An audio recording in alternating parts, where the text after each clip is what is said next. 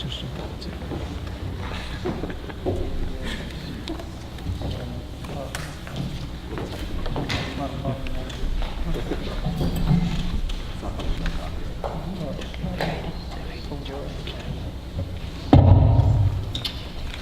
morning. We're just a few minutes late. Thank you all for coming and thank you all for being patient. We are, as always, on Middle East time. And so we'll start late, we'll run late, but it will be fascinating. Thank you all for being here. Welcome to the 14th Annual Conference of the Center for the Study of Islam and Democracy. We're looking forward to a fascinating program today with distinguished speakers from all over the world to discuss democratic transitions in the Arab Middle East, with emphasis on the role of Islam in democratic politics, practical implications based on the Tunisian example, and implications for other countries undergoing democratic transitions, as well as for U.S. foreign policy. When the uprisings began in 2010, there was surprise, bordering on shock in some quarters. For example, Secretary of State Clinton said, "We're facing an Arab awakening that nobody could have imagined and few predicted just a few years ago." She apparently had been persuaded by those convinced that Arabs just accept authoritarian rule as a fact of life. That familiar opinion was expressed in an Economist editorial, for example, just 2 weeks before the beginning of Tunisia's uprising in December 2010. The reaction to the uprisings was different among those of us in the Center for the Study of Islam and Democracy and others, those who have been monitoring reform efforts in Muslim communities and arguing against Huntingtonianism for at least 14 years. We had an almost irresistible urge to say, "We told you so." But we didn't, because we also knew that for people in the region, those who have actually been struggling for decades, for them, struggling for representative, accountable governance, initial jubilation was tempered by recognition of the long road ahead. Unquestionably, there are those who hoped for immediate results from the revolutions, and some are losing patience. Some are already judging the revolutions to be failures because there have been few palpable improvements in the quality of life. But consider the extraordinary array of challenges facing the new governments. Entrenched bureaucracies, including security apparatuses, vested economic interests, and mistrust of politicians in general. These are the kinds of issues facing any new government. Issues that prompted Thomas Carruthers of the Carnegie Endowment for International Peace recently to generalize about the difficulty of establishing functioning political parties in post-authoritarian contexts. Post-authoritarian political organizations, says Carruthers, are often fractious, unclear on the practical realities involved in governing, and understandably unprepared to deliver economic benefits after decades of mismanagement and in the context of global economic factors dominated by external forces. But there are also challenges specific to the post-colonial Middle East, including challenges left over from colonial times that were often exacerbated by post-colonial authoritarian rule and must also be dealt with by the new governments. For example, post-colonial authoritarian rule was, of course, unpopular and generally unresponsive to community needs. So sub-state communities tended to rely on each other, tribal groupings, sectarian minorities, or ethnic minorities. Mistrust among these sub-state groups is a major challenge, a residual effect of the fact that colonial governments sometimes privileged minorities, as in the case of French Lebanon and British Iraq. In both those cases, the minorities involved were religious, Christians in Lebanon and Sunnis in Iraq. And so resentment of privileged minorities by majorities plays out along sectarian lines in those cases. But there are also ethnic hostilities, for example, again in Iraq and Syria, where Britain and France decided to include Kurdish minorities in Arab-majority states. There are also special cases where minority-majority resentments result from coups against unpopular post-colonial government, coups led by minority-dominated units within the military, resulting in minority-dominated authoritarian governments. And so we get a majority resenting a minority, not so much because of its specific identity, whether sectarian or ethnic, as its representation by an oppressive regime, as in the case of Alawi-dominated government in Syria. In any case, many post-colonial states involve a number of such intercommunal suspicions that add to the challenges of post-authoritarian democratic transitions. Another level of social mistrust results from the fact that the authoritarian post-colonial governments, whether military-dominated type resulting from coups or foreign-backed monarchies left in place by departing colonial powers, were generally identified as secular. So it was hardly surprising to find opposition led by Islamists. But there are leftover elites, cronies of the authoritarian rulers, who actually benefited from the status quo under the authoritarians, and they have little incentive to support the new governments. And with their residual wealth, they're quite capable of blocking the kind of economic development that is essential for the success of new governments. Yet it's not unusual for them to characterize their reasons for intransigence as ideological. They're concerned about whether or not Islamists really support democracy, human rights, women's rights, etc. And so you get the secular Islamist argument.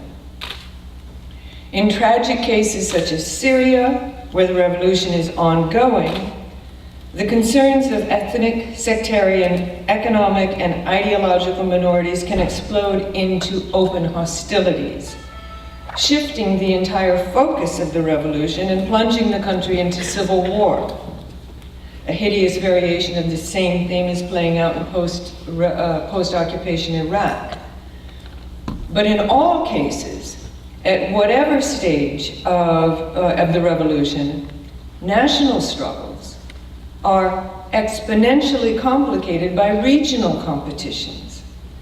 Here we have to confront the impact of Gulf Arab competition with Persians over access to the region's oil and gas resources and waterways, which plays out in support for either Sunni or Shia groups in regional conflicts such as in Iraq and Syria, further exacerbating national intercommunal sectarian conflicts.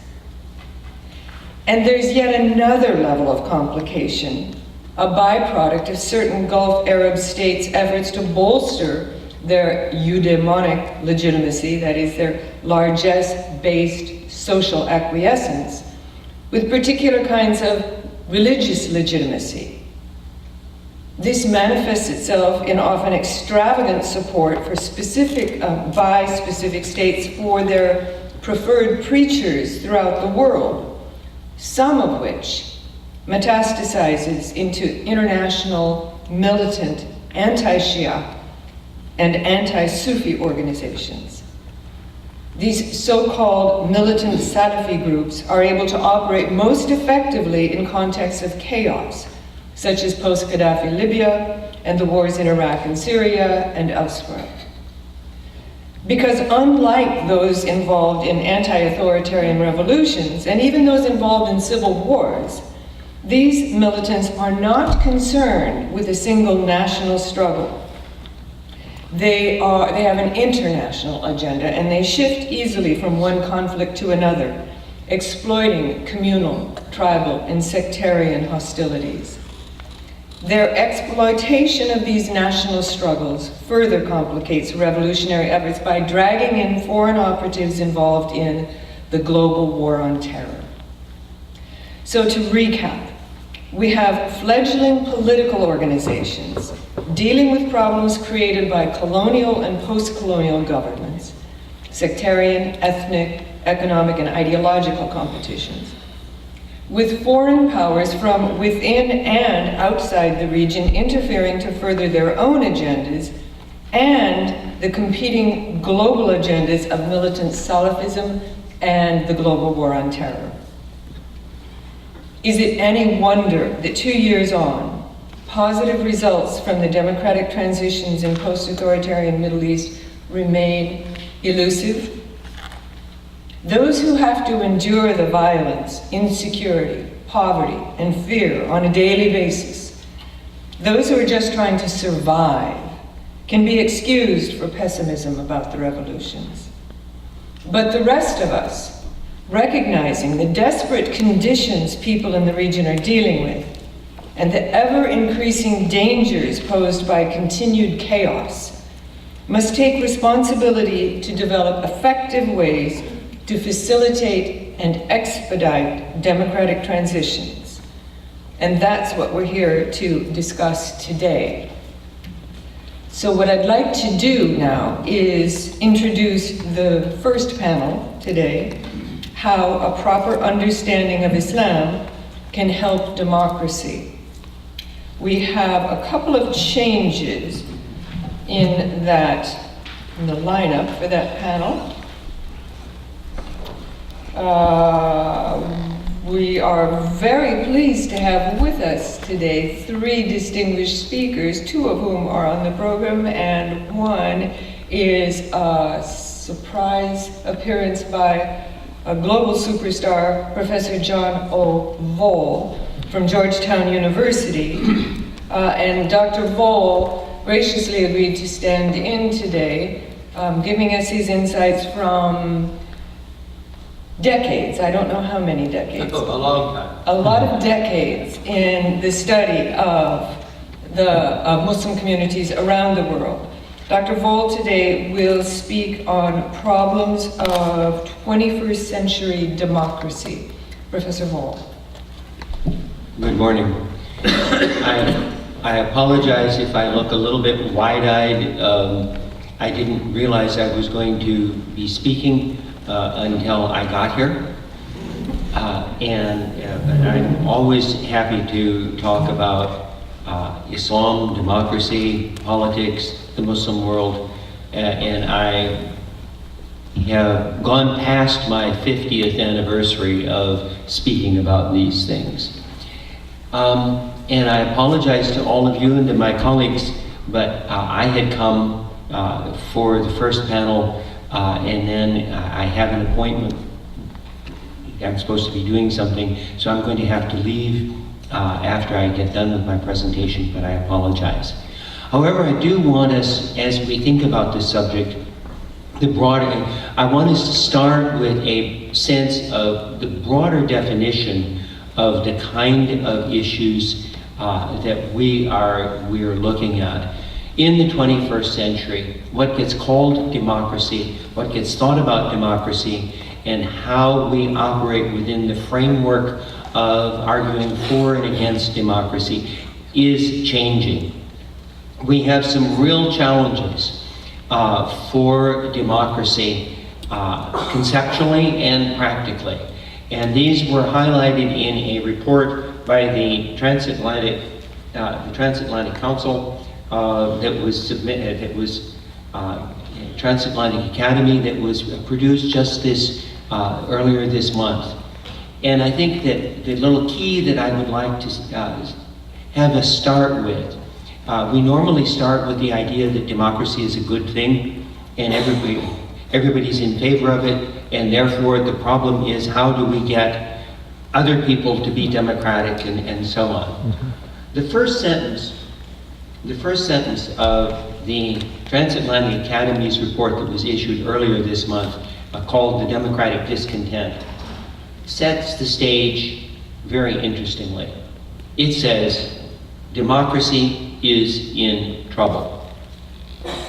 It doesn't say Arabs are in trouble with trying to create democracy. It doesn't say the Tea Party are problems for democracy. It doesn't say liberal secularists. It just simply starts with the statement, democracy is in trouble. And for the last month, since I started reading this report, I've been trying to think about how does this apply to the kind of work that we are all doing? Because, in fact, the democracy that even people who are much younger than I am, the democracy that we are used to thinking about and conceptualizing is in fact in trouble, or is in fact in rapid and important transformation at the beginning of the 21st century. And I would just like to highlight a couple of issues. Tamara talked about ideology, intransigence and so on, but as people have looked at the developments of specifically the developments of the Arab Spring, one of the themes that appears is the absence of ideology. Wael Ghanem, in his book Revolution 2.0, I guess it is, advocates not an ideological position in a program, but what he advocates is engageism. And people, observers, have talked about the absence of ideology as a broad program and vision for society. And this is not just simply a problem for the Arab world. It is not just simply a problem for Muslim majority societies. It is a problem for democracy. Because what we have is a real move away from the old ideologies of the middle of the 20th century. The old monograph, Daniel Bell, End of Ideology and this sort of thing,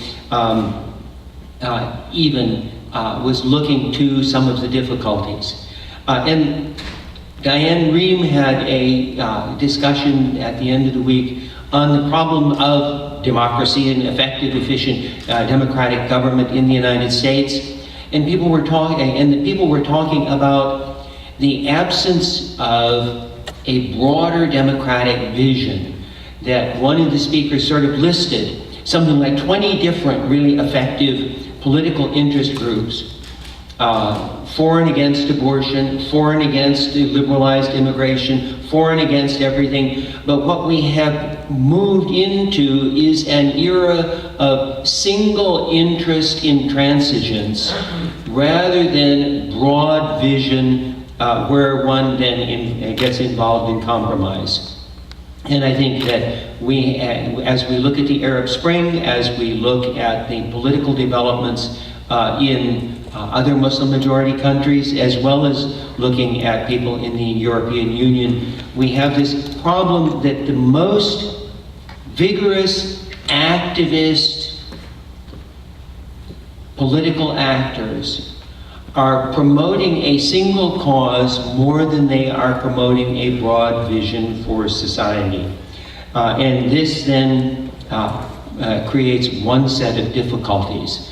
I think a second set is contained in what Tamara was talking about with the fledgling political organizations. That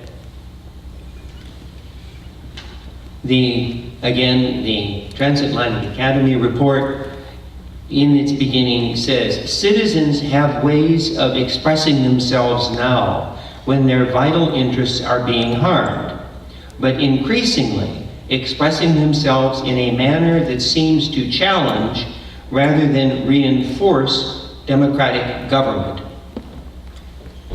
The Occupy movement, Tahrir, most of the different kinds of movements that are the Green Revolution in Iran, these were very important expressions of political participation on the part of large numbers of people, but they tended to be in tension with the normal institutions of democratic operation.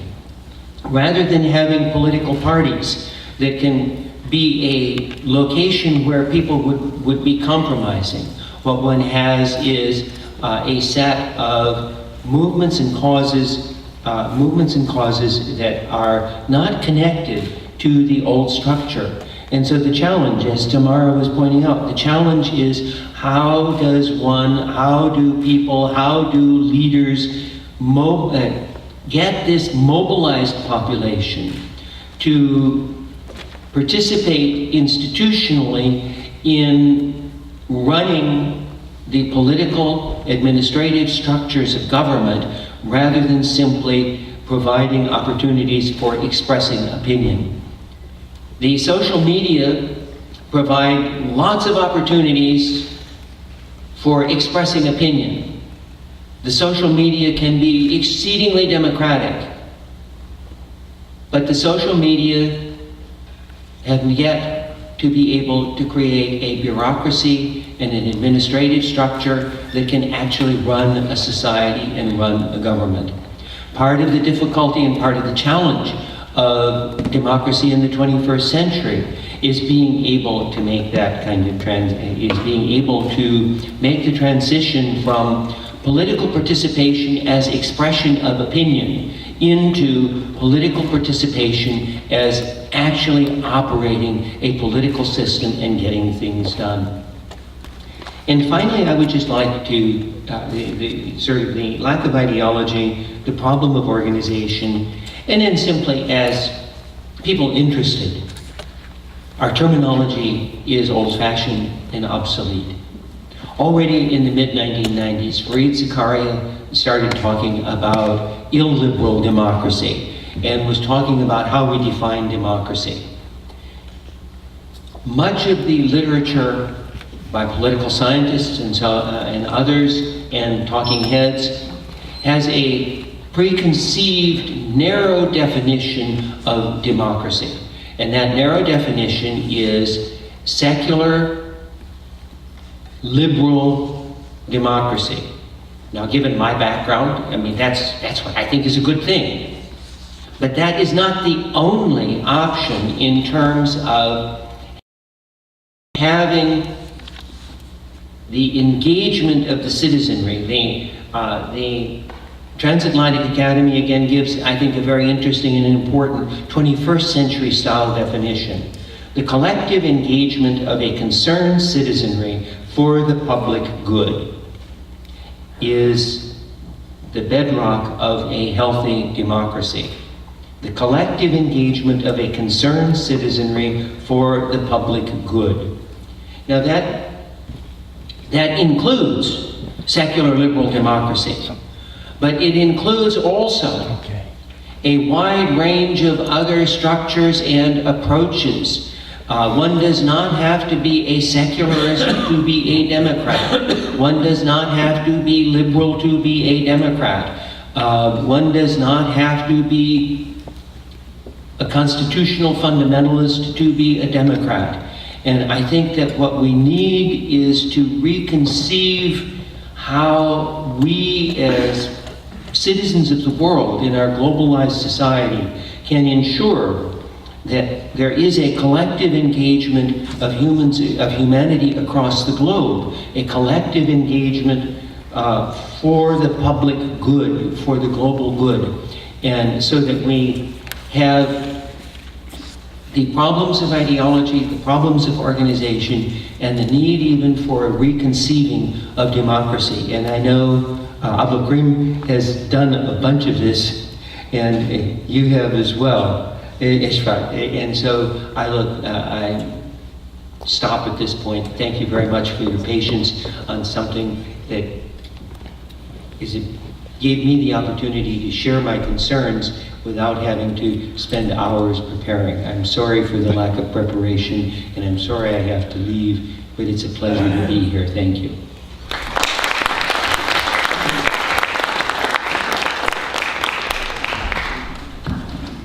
John, I know you have to leave. Do you have time to take just one or two questions? Sure. Professor Voll, unfortunately, has to leave us for other appointments, and we're so glad he was here at all. If anybody wants to ask any questions or make any comments, now is your chance, because Dr. Voll has to leave. Too early. Too early, not much engagism yet. So thank you very much, Dr. Voll, and I will take notes and report on any comments about your comments at the end of today's program. Our next speaker has arrived from Tehran, Dr. Abdolkarim Soroush, who is director of the Institute for Epistemological Research in Tehran, and he will be speaking today on lessons learned from the Iranian Revolution. Dr. Soroush. Good morning and assalamu alaikum, everybody. Well, I have not arrived from Tehran today. Actually, 5 years ago, I am based here in the US, but nevertheless, my origin, of course, is from Tehran. I was a revolutionary person, and I mention this because we are here discussing, Tunisia and the Arab Spring. So Iran is a land of revolutions. In 1906, we had the Constitutional Revolution, which was one of the biggest in the whole region. And then in 1941, we had the oil nationalizing movement, which was a semi-revolution, unfortunately oppressed by the US government of the time. And then in 1979, we had the Islamic Revolution. And 4 years ago, we had the Green Movement, or you might say Green Revolution. So I am a child of 4 revolutions already in 1 century. So maybe I have got a lot to say about revolutions, about movements, about politics, and in order to take and learn lessons from our mistakes. According to Popper, whom I know very well among the British and German philosophers, he says knowledge is nothing but to learn from our mistakes, which is by far a very good definition. Therefore, more than looking at the positive side of revolutions, we have to be very mindful of the negative sides of it, on the mistakes that one might make, and then we have to learn from our mistakes. I know that the Tunisia people, they are on the beginning of the road, and they have only begun the way, a long road to pave, and so they are looking everywhere in order perhaps to make their steps, as firm as possible. And to that end, actually, I am going to share some of, our experience and the lesson that we should learn from the Iranian revolution. It was a religious revolution, everybody knows it was an Islamic revolution. The leader of the revolution was a jurist, a grand jurist, an Ayatollah, as you know. And of course, and it has to be continued because it is in the constitution of Iran that the supreme leader should be a cleric, should be a grand Ayatollah, should be a mufti, a faqih, and so long as this constitution is in place, so that will go on and on and on. So it is, you might say, an Islamic state, a religious revolution it was, and it continues to be, who knows until when. Now, I am not going to say general things about revolutions or Iranian revolution. I would like to put specifically my finger on some of the specific points that perhaps we did miss. We did some mistakes over them, and so perhaps we have to fix them, either inside Iran or perhaps those who look into our revolution, perhaps they have to take their lessons. I confine myself to the, field of Sharia. This is very important. Let me tell you, the Iranian Revolution was, as I have described it elsewhere, it was a theory-less revolution. There was really no theory behind it, especially when you compare it with the French Revolution, with the Russian Revolution.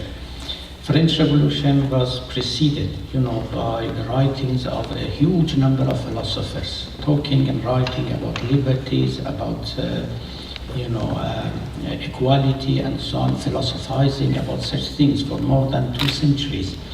And then French Revolution was a byproduct, was a fruit of those, philosophical wars. In the case of the Russian Revolution, everybody knows that Marxism, of course, was behind it, and the theory about the class society and the class conflict and so on and so forth. And, you know, the destiny and the destination that they had in mind, that to perhaps, you know, construct a classless society. That was the theory very generally behind it. But in the case of the Islamic Revolution, there was nothing like that. There was nothing. This might come to you as a surprise, but I tell you, you know, because I am one of those observers from close, there was no such thing behind it. You know, the leaders of the revolution were the fuqaha, the jurists, and they thought that the Sharia or fiqh is enough in order to run a country, in order to run a revolution. So if you like, it had a theory, but the theory was Sharia, nothing else. There was no philosophical theory behind it. There was no sociological theory or no sociological study behind it, nothing like that. And the leader of the revolution, Ayatollah Khomeini, said it several times in different and several occasions that the Sharia is our blueprint. And when we apply it, then we have reached our ends. So the application of Sharia, if you like, was the theory, was the philosophy behind the revolution. And that's why Sharia is so important in the case of a religious-minded community, a religious-minded society, where actually the clerics become leaders, become runners of the government, of the society. And that's why the limitations of the Sharia will translate automatically into limitations in politics and in the ways of running the government. And here comes actually what I would like to mention here. One of the things that was overlooked perhaps in the case of the Iran Revolution was that the whole Islamic Sharia is not a law for a nation state. It's a law for the Islamic Ummah. This is very important. We are no longer living in the age of Islamic Ummah. We are no longer living in the age of, let us say, Christendom. You know, when you had a world of Christianity and all, you know, Christians were members of a bigger whole called Christendom.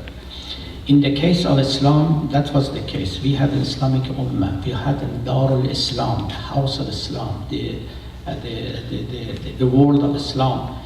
And then every people here and there, different communities actually were members of the same big whole. And the Sharia first actually introduced and, if you like, legislated by the Prophet Muhammad was not confined to any particular nation state. The idea or the concept of nation state was absolutely absent from the scene at the time of the Prophet and for centuries to come. It was only 200 years ago or even 100 years ago that the idea was introduced into the Islamic world, that we are no longer the Islamic Ummah, we are fragmented for better or worse, and now we are living in different nation states and we have got different national interests. And the idea of national interest, which you do not find a trace of it in the whole Islamic Sharia, is one of the most opulent concepts of the modern politics. Now, Iran is an Islamic state and it has got its own national interest. Pakistan is an Islamic state, it has got its own national interest. And the national interest of Pakistan and Iran and other parts of the Islamic world might conflict. And that was not the case at all in the past. I remind you and I repeat that the Sharia of Islam legislated and introduced and constructed by the Prophet Muhammad was a Sharia, was a law for the Islamic Ummah. It was not a law for any particular nation state. Whereas nowadays we are living in different, you know, nation states. We need a real deep ijtihad, a real deep struggle in order to translate a law which is originally for the Islamic Ummah into a law which is applicable to nation states. This is one of the main tasks of the Muslim jurists, a main task which is absolutely overlooked by Iran Revolution and Iran jurists. And we have got still the problem. I now mention some of the problems, in order to see how it is materialized in the concrete case when you have got a politic whose theory is for the whole Ummah, but its application is for a nation state. So you will see the tension, you will see the conflict between the theory and practice, and this tension between the theory and practice is creating, further problems and problems and problems. Let me just give you an example. There are inequalities, in Islamic law. Inequalities which has been dealt with by jurists, by Muslims, by anti-Muslims, by critics of Islamic law, and so on and so forth.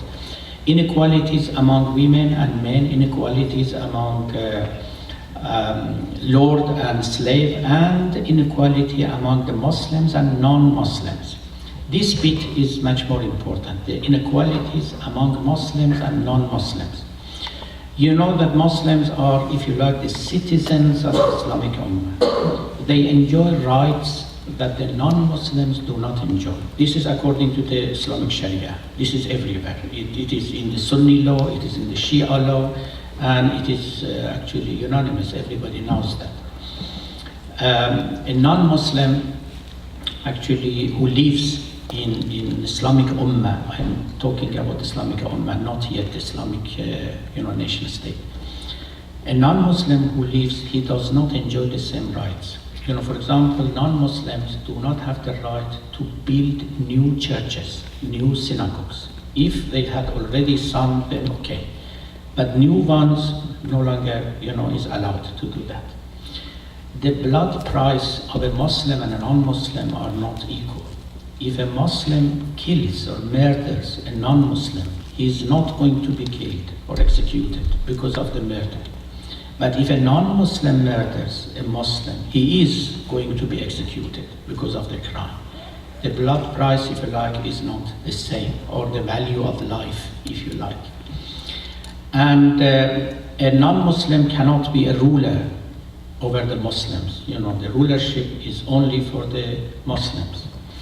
In the case of the inheritance law, there are inequalities. For example, and there are some very, curious cases in the Sharia. Some of you who are familiar with, I know that you might have come across it. For example, if a non-Muslim, dies, okay, according to his own religion, his wealth will be distributed among the descendants of the deceased.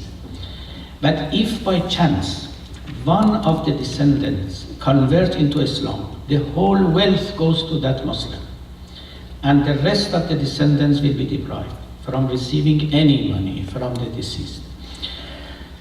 And many other inequalities that I could mention to you, and that was there. Even for the non-Muslims, they should have some marks or signs, or what to call it, in order to be well known that they are non-Muslims. I know that, for example, in Iran, I'm not sure about the Arab countries, the Jews, for example, had to have a yellow garment on their shoulders, always in the society, in order to be known that they are non-Muslim, they are Jews, they are different from us, from the citizens of the Islamic Ummah, and so on. All this was there. Of course, non-Muslims had the right to work, had the right to have their own relationship with others, but they did not. In order not to be too much surprised, let me just make a contrast between the Islamic Ummah and, if you like, the American Ummah. No, I am a non-American. I don't have an American passport here. I don't have right to work. I do not have right to elect. I do not have right to be elected, and many other rights. Even if I take part in some elections, that will be a criminal act on my part. You know that. Now, just to make a contrast and to show the similarities, once you are not a member of an ummah, even in the 21st century, you do not have the same rights as the members of the ummah. This I mention it in order to say that the inequalities of the rights of Muslims and non-Muslims in the time of the Muslim Ummah had a logic behind it. And the same logic also works nowadays. You know, when you are not an American, you do not enjoy the same rights. Therefore, human rights actually are translated into national rights. And as you know, in the Declaration of Human Rights, actually the main addressee of human rights are nation states, are not individuals. Therefore, human rights, even nowadays, are by and far national rights. That was virtually the same in the past. If you were not a Muslim, you were not a member, you were not a citizen of Islamic Ummah, and then you did not enjoy the same rights as Muslims. But again, to make the contrast even sharper, in order to become an American citizen, you have to go through a lot of hassles. You know, 5 years, 10 years, to pay a lot of money to see the barristers and the solicitors, and to go for security check, for fingerprinting, for this, for that, and to wait. And you may or may not receive the citizenship. But in order to receive an Islamic citizenship in Islamic Ummah, you had to make only 2 statements. God is one, Muhammad is the Prophet. And then you would be a member of the Islamic Ummah, and you enjoyed the whole rights of a Muslim. So that was much simpler, much easier in order to become a Muslim citizen than to become an American citizen. And it was also reciprocal. Do not forget, that was exactly the case with Christendom. In Christendom, in the world of Christianity, especially for Jews, they were really stranded people. They had no citizenship, no respect, nothing whatsoever.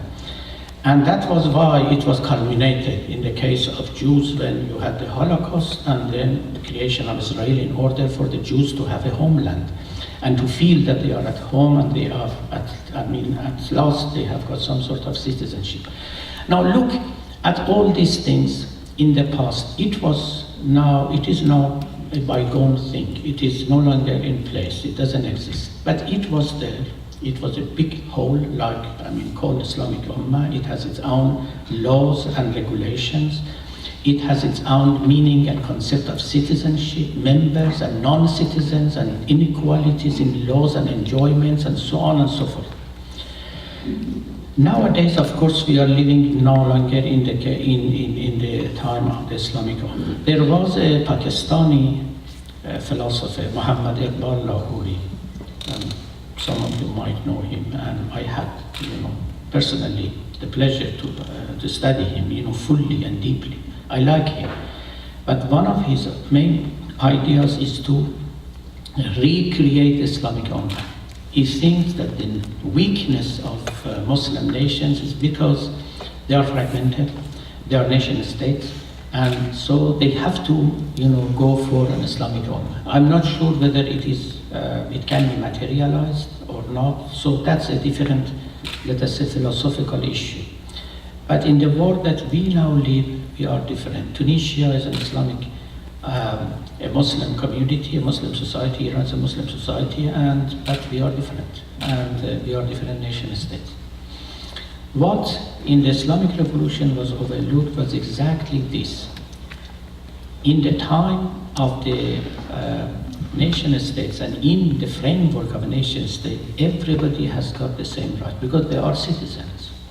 Jews, Christians, Muslims, non-Muslims, they have to enjoy the same rights. It was under the Islamic Ummah that they did not enjoy equal rights.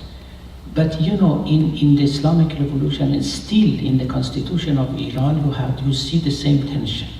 Iran is a nation state, but the Sharia is a Sharia for the whole Muslim Ummah. And therefore still Jews and Christians and non-Muslims are unequal with Muslims, which is absolutely a breach of the philosophy of nation state. More than that, the supreme leader of Iran calls himself the guardian of the whole Islamic Ummah, Wali Amr al-Muslimin, which is a fiction. Where is an Islamic Ummah, and who is the guardian of the Islamic Ummah? A man who is elected by Iranians, because we are living in the time of election, and electors are citizens in the modern sense of the word. He has been elected only by Iranians, but nevertheless he claims to be the guardian of the whole Islamic Ummah, the Muslims everywhere in the world, which is a clear contradiction. But do not actually be surprised. I was in Morocco, and the king of Morocco also calls himself Amirul Mu'mineen, the commander of the faithful. The same, tension. You will see this is the mentality of the past. But when it is only in order to take pride, that's fine. But when you make it into a law in order to be applied to the citizens of a particular country, a particular nation state, then there will be problems, as we have it in Iran. So this is one lesson to be learned from the Islamic Revolution. Tunisia is a nation state, and by definition, nation state has got its own citizens, and by definition, citizens are equal. Therefore, everybody has to enjoy the same rights. I think this is very important, and it has to be translated into the items and articles of the Constitution of Tunisia. If I have got time, I would like to mention a few more things, but it's yours.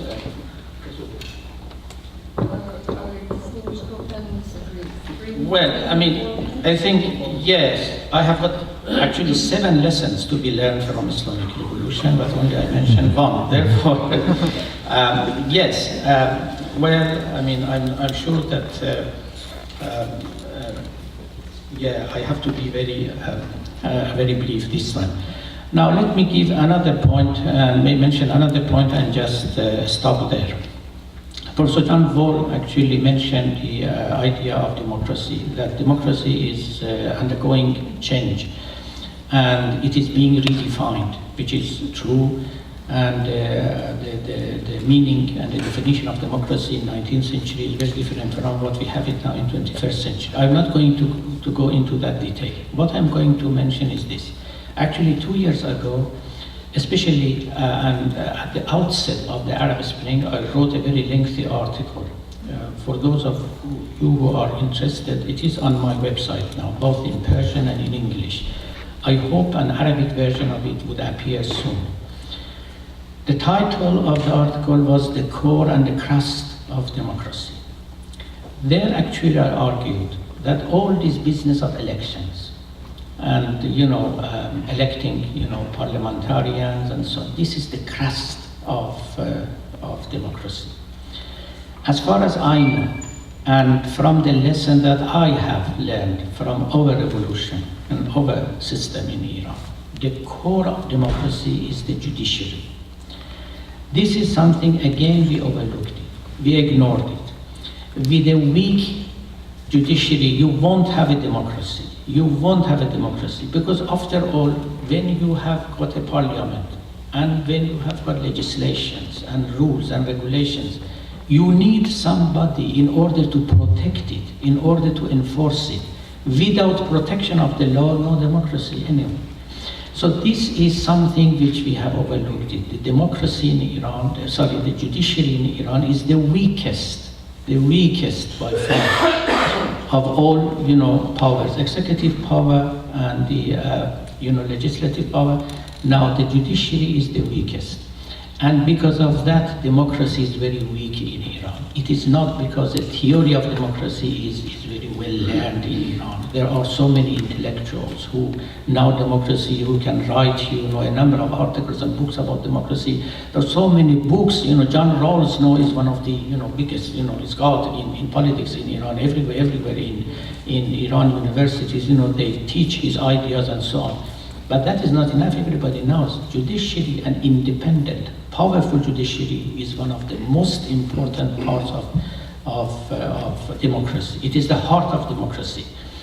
And this is, again, another humble recommendations to our brothers and sisters in Tunisia, that to take judiciary very seriously. Without a powerful, independent judiciary, no democracy at all. So this is my last word. Thank you very much for an extra time you gave me, and thanks you all.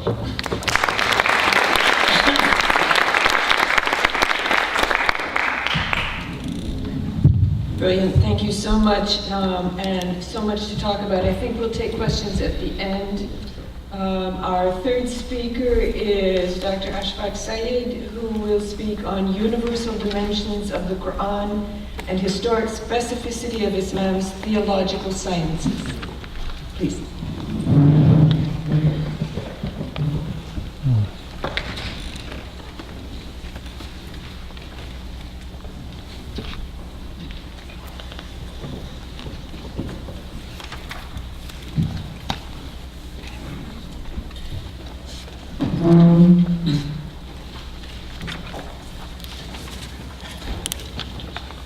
أعوذ بالله من الشيطان الرجيم بسم الله الرحمن الرحيم. Ladies and gentlemen, Assalamu alaikum, peace be upon you. First of all, I would like to thank CSID for giving us the opportunity to come here to share our thoughts on the most popular topic in the region, democracy, or to be more precise, democracy in the Arab world, with Tunisia as a model. As an extension, one could really say we are really talking about the possibility and feasibility of democracy in the Muslim world. But before I discuss Islam and democracy in the Arab world and consider options to make it successful, I would like to begin by quoting a verse from the Quran, which is critically important in how we orient ourselves toward democracy. Please note some of the key phrases the Quran uses, and I'm going to translate that into English.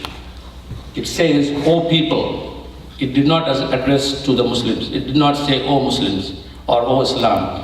"O people, we have created you from a male and a female, and made you into nations and tribes." Note the word, made you into nations and tribes, so that you may know one another. Emphasis is on so that you may know one another. The noblest amongst you in the sight of God are those who are most heedful. God is all-knowing, all-aware. Al-Quran, chapter 49, verse 13. Ladies and gentlemen, if we just read and analyze this verse alone with open mind and sincerity, the result will be nothing but building bridges between people of all faiths. As we begin to ponder over the verse, let me share my thoughts on the state of affairs in the Muslim countries and the underlying causes. Muslims throughout the globe have never been able to recover from the fall of the Ottoman Empire and the impact of colonialism. Their rich heritage and once mighty and flourishing dynasties have become history. They have suffered grievously from the legacy of the onslaught and divisions created in the Arab world. Artificially created borders, divisions and establishments of kings and dictators destroyed the very fabric of the rich Islamic tradition. The tradition, once proud of its glorious achievements, has continued to deteriorate, resulting in a state of intense instability and flux. The Arab Spring Revolution is the voice of the people of Arabs, Muslims and non-Muslims alike. In its continued voice against the all-powerful establishments, Tunisia can proudly claim to be the mother of the Arab Springs. Their only cry was for the removal of despotism, thereby hearkening for the natural and innate demand for liberty, freedom and justice for all, irrespective of race, religion or sect. In the process of their revolution, however, they never mentioned any demand for an Islamic government, please note, or they ever mentioned let there be an Islamist government. This is a key point to be noted. To stand here and discuss or debate the establishment of democracy in Tunisia is nothing short of undermining the sacrifices of those who laid down their lives in the process. The very day the people of Tunisia, Yemen, Egypt, and Libya stood up to demand their God-given rights, they laid the foundation for democracy. We are here simply to discuss what kind of democracy needs to be established and implemented that will let the people of these nations move forward to building a successful democracy, rather than becoming politically unstable with rival political parties clamoring for power, taking them back to the dark days. Let us now learn from the past. A pause for reflection is needed. The Arab world is far from homogeneous. Social, political, economical, and technological differences create a divide between the component countries and prevent any regional or sub-regional alliances among them. At the same time, prolonged authoritarian rule and virtual enslavement to a rigid social, political, and economic order conflicts with the democratic aspirations of people. As Muslims, we need to seriously and honestly reflect and do some soul searching. Muslims as an Ummah, Arabs or otherwise, have lagged behind in practically all development fields. We have failed to progress or promote universal knowledge in Arabic ilm and rational thinking, fiqh, at grassroots level. And most importantly, the impact of taqleed has been too costly and serious. Based on the concept of taqleed, we are told that whatever had to be learned has been learned and there's nothing yet to be learned. Blind conformity to Islamic Sharia law and Islamic traditions has created a divide, had created an immeasurable divide, not only amongst Muslims, but between Muslims and non-Muslims. This then raises a fundamental question. Can a transition to a democratic form of government alone produce the desired results, without doing anything about the civilizational paradigms that have been plaguing the Arab world and Muslims in general for the past few centuries? This confronts us with a fundamental issue underlying the Arabs, or Islamic civilization as a whole, which is the dichotomy of Islamic faith.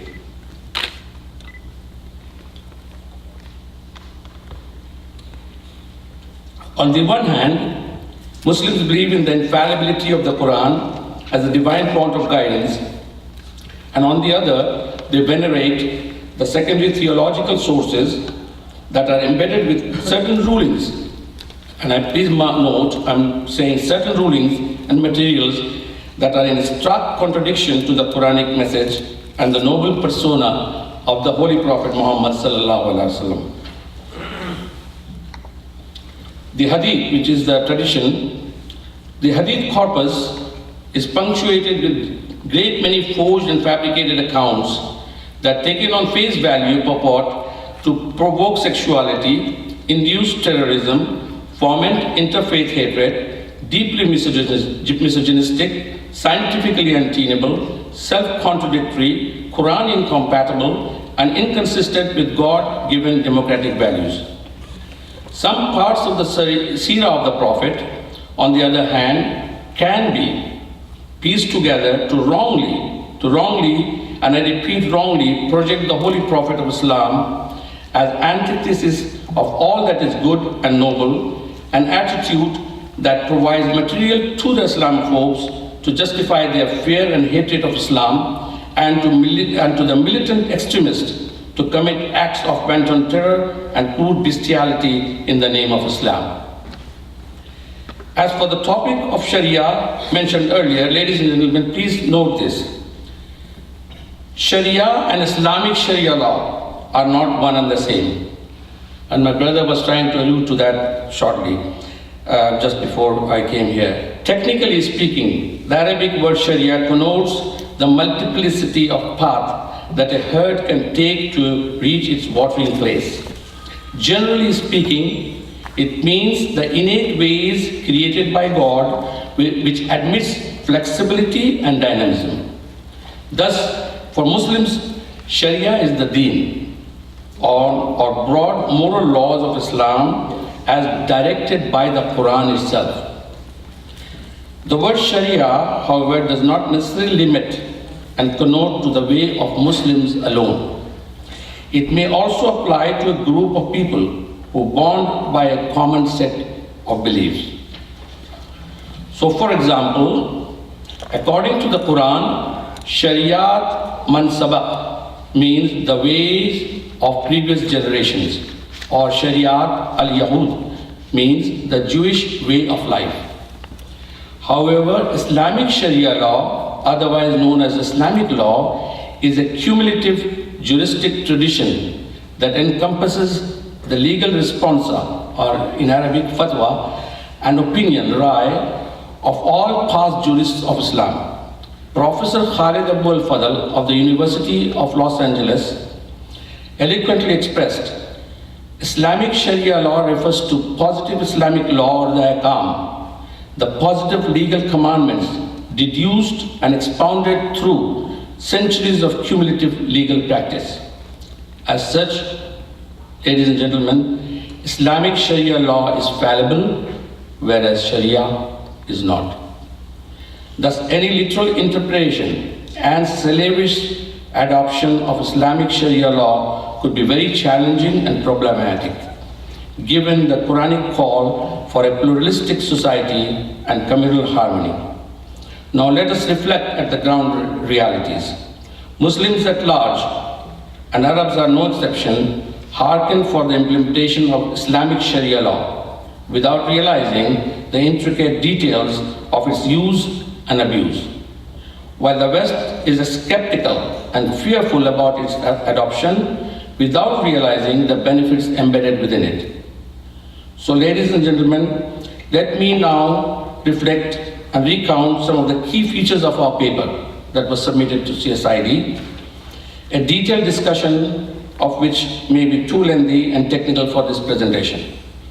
The paper sets out the Quranic guideline to mounting a historic, critical, gender-neutral, pluralistic reading of the Quran as expressed in the verse recited at the beginning of my talk. It lays emphasis on liberating paradigms of the Quran, notably use of intellect, aql, rational thinking, fiqh, and constant striving for improvement, jihad and kabir. It suggests drafting national constitution by applying the Quranic-rooted universal juristic notions that are in many ways similar to those expounded by secular doctors of law, thereby bridging the divide between Islam and secular models. It calls for abolishing the traditional division of knowledge, ilm, between Islamic and non-Islamic, and tables convincing arguments on the strength of the Quran to promote universal knowledge at the grassroots level. It protects the religious minorities from any discrimination in religion, politics, and civil life, and in the spirit of the Quranic pronouncement on universal brotherhood of humanity, Al-Quran, chapter 49, verse 13. It expropriates Islam of all kinds of oppressive customs, practices, taboos that blatantly contradict the Quranic message. It argues against literalistic application of the Quran, bearing in mind the existential dimension of some of its rulings.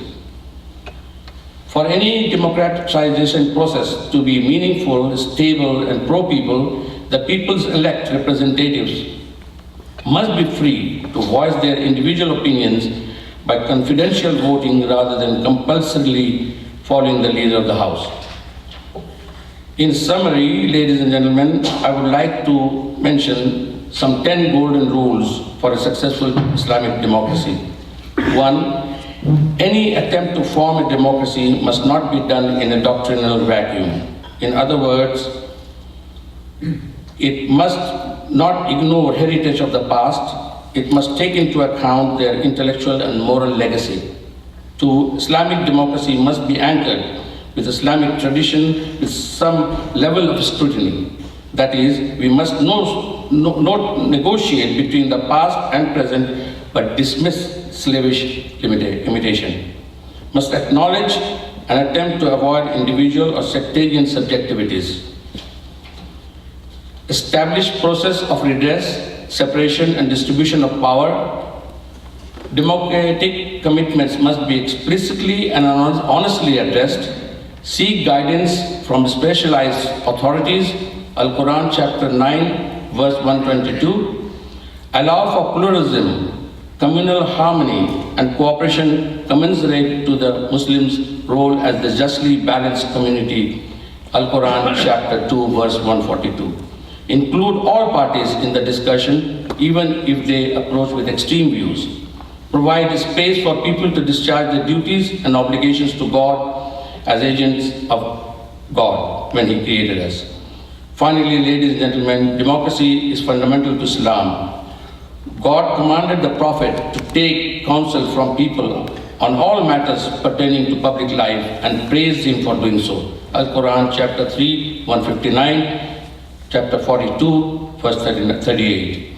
But democracy without accountability cannot succeed either in this world or in the eyes of God. The rule of law, whether Islamic or secular, must ensure human dignity, freedom, safety, security, regardless of race, religion, sect, or color. For God created all human beings and endowed him with his own spirit. Al-Quran chapter 32, verse 9. Therefore, goodness, morality, and beauty are fundamental to all. And freedom of speech and expression must meet the Quranic command of bidding the good and restraining the evil. Thus, freedom of expression must be allowed to register any protest against perceived injustice from any quarter, or to express one's opinion in any issue or theme, civil, political, economic, religious, or pertaining to any field or domain. However, it must not be used to openly insult the sacred symbols of other faiths, to commit slander and calumny, incite violence, malicious stereotyping large groups of people such as ethnic minorities, or lampooning the physically challenged, for example. As such, gestures can bring evil rather than good to humanity. In this regard, the Quran states, "Let there be a community among people who will invite people to what is good, enjoy the good, maruf, and restrain the evil, munkar, and it is they who shall succeed." Al-Quran chapter 3 verse 104. Last but not least, service to humanity is service to God. This is the sole purpose of man being created as God's agent. We sincerely hope Tunisia, along with other Arab countries, will successfully turn a new chapter in history after a long period of pain and despotism and become a model for an Islamic democratic republic for the rest of the Muslim countries. Thank you, ladies and gentlemen, for listening, and may God bless you.